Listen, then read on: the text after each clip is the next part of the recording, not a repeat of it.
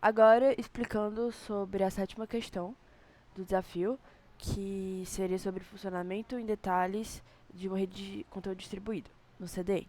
A CDN surge da necessidade, né, de nenhum usuário gostar de esperar sites muito demorados, né? Inclusive o Google, ele possui um algoritmo para mostrar primeiro sites que têm o menor tempo de carregamento. Então, explicando melhor aqui, dando uma introdução, né?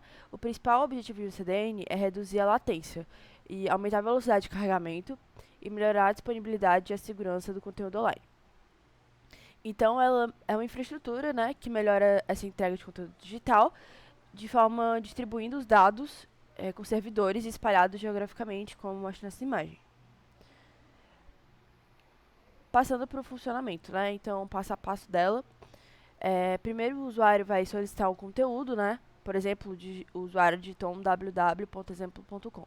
Então, quando o usuário acessa um site ou consome um serviço online, seu navegador, o aplicativo, faz uma requisição HTTP para obter os arquivos necessários, né? HTML, CSS, JavaScript, imagens, vídeos e etc. Após isso, a gente tem a resolução de DNS e roteamento para o servidor mais próximo. Então, o DNS da CDN redireciona automaticamente a solicitação para o servidor de borda, né? O servidor mais próximo do usuário geograficamente. E se, por exemplo, se o usuário está fora do Brasil e a CDN tem servidores na América do Sul, o sistema vai redirecionar para o servidor mais próximo, ao invés de ir para o servidor centralizado dos Estados Unidos. Isso tem como objetivo diminuir a latência e acelerar a resposta. Após existir a verificação do cache, a gente pode ter dois cenários, né? O cenário que o conteúdo está no cache de servidor de borda e o outro que o conteúdo não está no cache de servidor. E o que vai acontecer, né? No primeiro cenário, se o arquivo solicitado já estiver armazenado no servidor, ele é imediatamente entregue ao usuário, sem precisar buscar no servidor de origem. E a vantagem disso é uma redução de tempo de resposta, pois os arquivos já estão na rede de distribuição. E o cenário 2, o conteúdo não está no cache de servidor de resposta. Se o arquivo não estiver disponível, a CDN vai buscar o conteúdo no servidor de origem, onde o site realmente está hospedado, e o entrega para o usuário. A CDN pode armazenar esse conteúdo em cache para futuras solicitações, para evitar essa necessidade de buscar no servidor de origem de forma repetida. E a configuração do tempo que o conteúdo fica em cache depende das regras de TTL definidas pelo dono do site. Quarto passo, a gente tem a entrega do conteúdo ao usuário, né, definitivamente. Então, após localizar e processar o conteúdo, o servidor CDN entrega os arquivos ao usuário.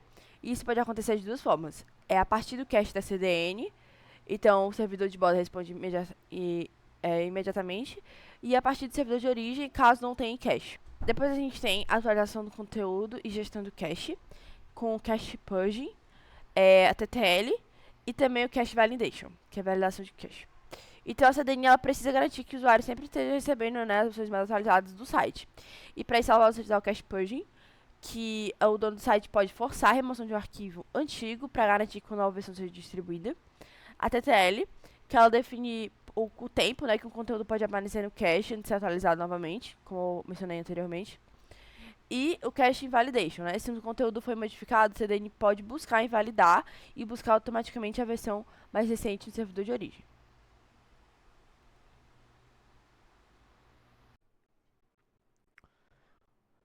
Bom, eu sou o Guilherme e eu fiquei com a questão 9 que fala sobre as VPNs e o contorno do bloqueio de sites. Contorno de bloqueio de sites. Bom, o item A ele começa perguntando o que é uma VPN e quais são as suas principais funcionalidades.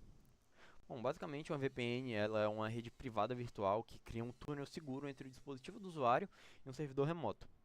E o seu principal objetivo é garantir a privacidade, a segurança e o anonimato ao se navegar na internet.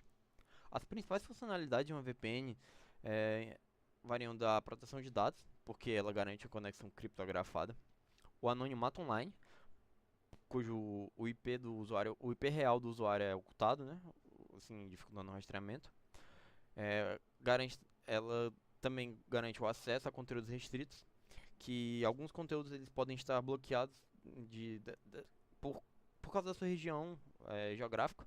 E por conta de você estar conectado a um servidor remoto, você consegue garantir esse contorno e assim acessar esses conteúdos que não estariam disponíveis na sua região.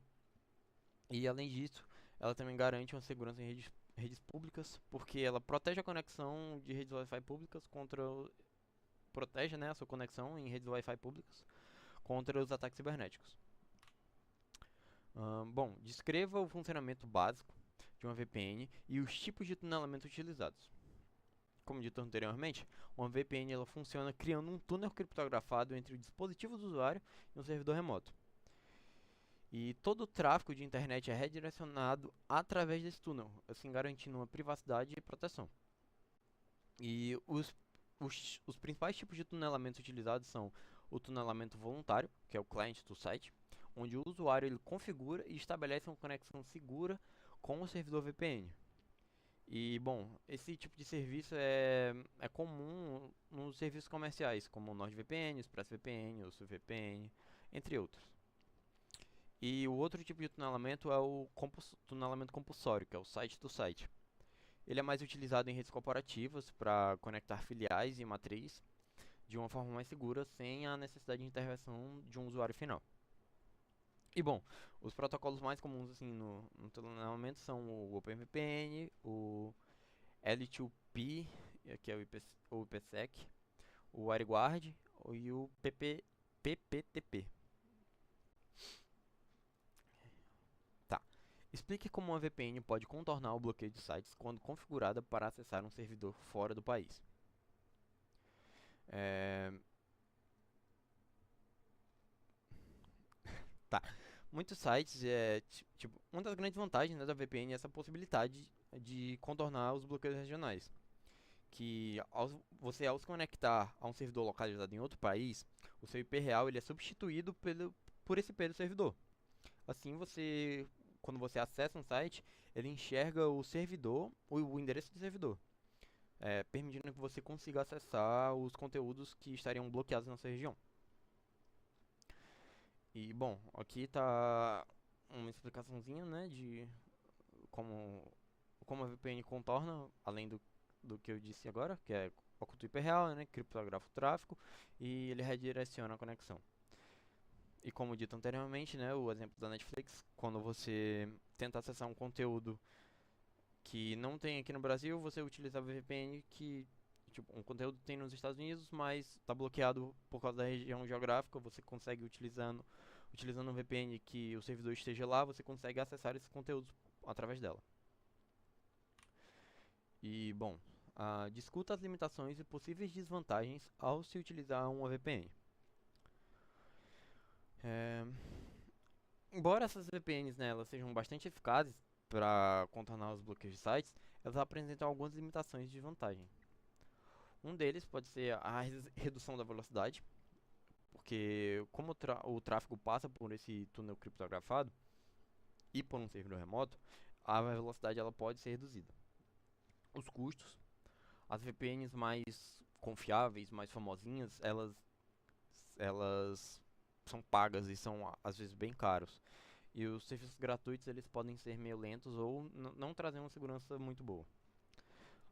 Detectabilidade e bloqueio de sites. Alguns sites e serviços como a Netflix e bancos eles bloqueiam conexões vindas de servidores VPNs. Pois é, alguns sites eles já têm essa tecnologia para detectar os servidores e bloqueiam essa conexão. E legalidade de risco. O uso de VPNs pode ser ilegal em restritos em algum país, como China e Rússia, e pode resultar em penalidades para os usuários que usam. Porque em alguns países, como a China e a Rússia, né, daqui do exemplo, eles são bastante restritos em relação à conexão externa, e o conteúdo circulado dentro do país é bem restrito. E, bom, a segurança e privacidade, nem todas as VPNs são confiáveis, principalmente as gratuitas, né? E alguns podem registrar seus dados ou ter falhas de segurança, assim, deixando você suscetível a alguns ataques. E bom, basicamente é isso. Aqui tá as minhas referências e é isso.